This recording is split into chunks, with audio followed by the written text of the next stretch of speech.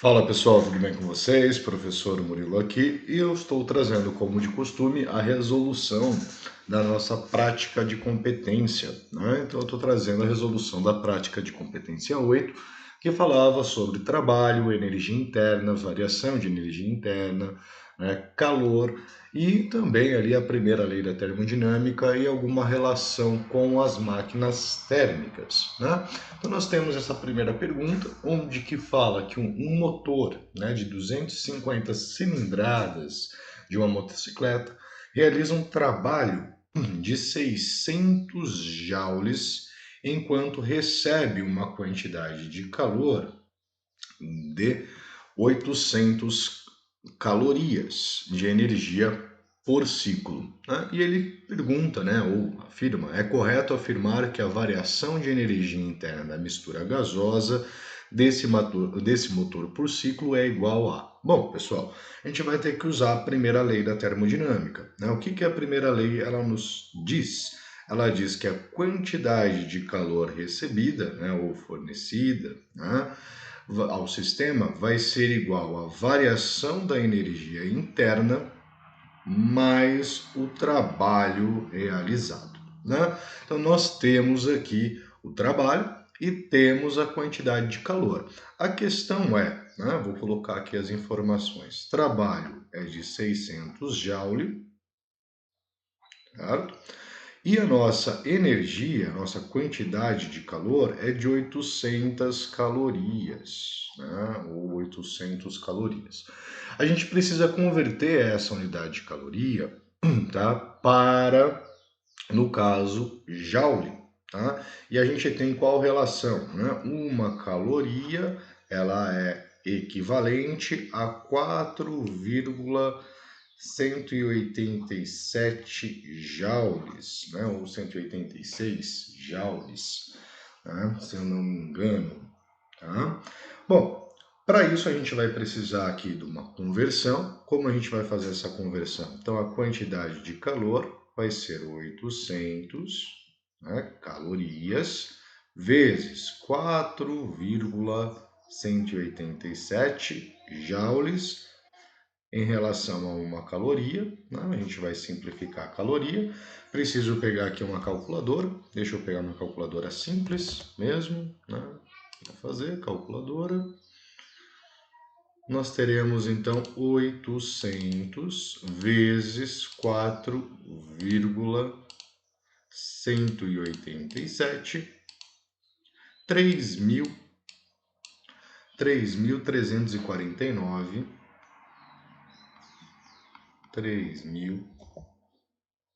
3.349,6 joules de energia que são fornecidas para o nosso sistema ou para o nosso motor. Tá? Então, aplicando esses valores na nossa equação, na nossa lei da termodinâmica, vou melhorar ela, a gente quer exatamente o ΔU, né, a variação de energia interna, então o nosso ΔU vai ser dado pela diferença da quantidade recebida de calor e o trabalho, né? Passou o trabalho para o outro lado. Então nós teremos aqui que o nosso ΔU ele vai ser de 3.449,6 menos os 600 joule. Tá? Então nós teremos aqui que a nossa variação de energia interna vai ser de, vamos subtrair então 600, tá? Nós teremos 249, ou 2.749,6, né, joules de energia, né? Você vai perceber que tem uma certa diferença, e essa certa diferença é porque deve ser 487, deve ser 486 que foi usado na resolução. Vamos fazer aqui a prova real, né? Então, 800 vezes 4,186, né? Já vai dar uma diferença. Note que nós já temos 348,8 e não 49,6, menos os 600, né? Então 2.748,8. tá? Então isso aqui foi um errinho que eu cometi aqui. Na hora de usar esse valor aqui, eu aproximei para 7 no lugar de para 6, tá? Porque também, né, a caloria não é exatamente 4,187. Tem mais alguns valores, é uma aproximação que a gente usa, mas nós temos então que a nossa resposta correta seria esta daqui, tá? Tomando cuidado ali com a questão de utilizar a unidade em joule, tá? Vamos para a próxima.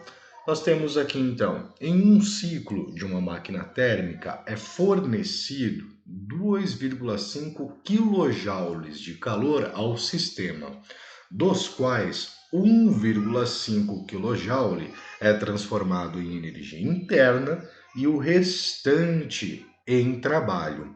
É correto afirmar que o rendimento dessa máquina térmica é igual a... Bom, pessoal, rendimento, né? O rendimento da máquina térmica é igual ao trabalho dividido pela quantidade de calor, tá? Então a gente precisa, neste caso, calcular esse trabalho, né? Quanto que vai ser o trabalho dessa máquina, tá? Como que a gente consegue calcular esse trabalho? Através da primeira lei da termodinâmica, né? A primeira lei da termodinâmica diz que a quantidade de calor ela é igual à variação de energia interna mais o trabalho, tá? Eu quero saber o trabalho, então o trabalho vai ser igual à quantidade de calor menos a variação de energia interna. Tá? Neste caso, nós teremos que a quantidade de calor fornecida é 2,5 kJ menos a variação que é de 1,5 kJ. Então, nós teremos aqui 1 kJ de trabalho. Lembrando que 1 kJ representa aqui para nós, né, 1000 joules. Dessa forma, o nosso rendimento, né, o rendimento dessa máquina, vai ser dado por 1 dividido por 2,5. Professor, mas você não passou para joule? Não, porque aqui é 1 kJ e aqui também é 1 kJ. Tá? Então, 1 kJ com kJ vai ser simplificado. Sobrou para nós, então, 1 dividido por 2,5. Tá?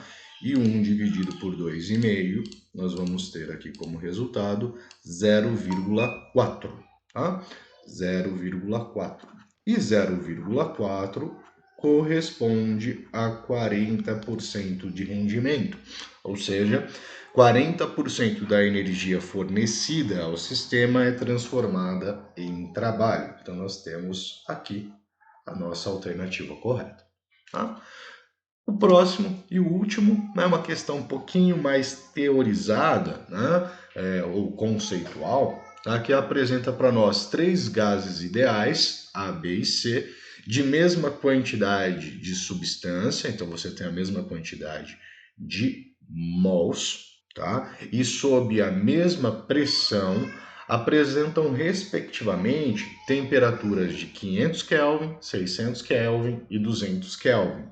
Nesse contexto, é possível afirmar que, bom, pessoal, o que nós temos, né? A energia, né, interna, porque aqui está sendo representado pela energia, a energia interna de um gás é dado por 3/4, né, ou 3/2, do número de mols, né, vezes a constante universal dos gases, né, ou melhor, né, a gente pode utilizar a seguinte relação, podemos usar essa, ou afirmar, né, que é 3/2 de P vezes V, né, a gente tem essa relação, ou, né, N vezes R vezes T, né, número de mols, a constante universal dos gases, vezes a temperatura.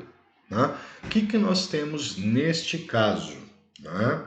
Nós temos 3 gases, onde que ele afirma que a quantidade de mols é a mesma, tá? A pressão é a mesma, tá? O que muda é a temperatura. E o que nós temos que nos lembrarmos? Né?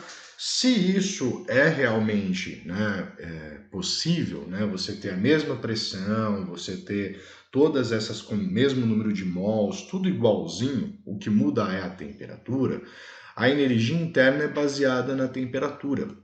tá? Então, como que você tem condições iguais, a gente pode afirmar que quanto maior a temperatura, maior a energia interna que esse gás vai ter. Elas são diretamente proporcionais. Pensando-se nisso, nós temos que a temperatura de B, ela é maior que a temperatura de A, que por si é maior que a temperatura do gás C. Então, se as temperaturas temos essa relação entre as temperaturas, a pressão é a mesma e o número de mols é o mesmo, a gente pode afirmar que a energia interna do gás B vai ser maior que a energia interna do gás A, que vai ser maior que a energia interna de C, já que eles apresentam então temperaturas diferentes, mas as outras condições são as mesmas.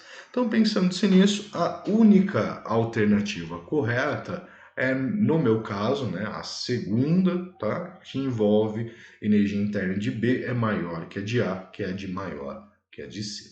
Tá? Então, não posso afirmar as demais, certo? Pessoal, espero que esse vídeo ajude vocês nos estudos da nossa unidade 8, tá? E aqui temos então a resolução delas. Grande abraço, fui!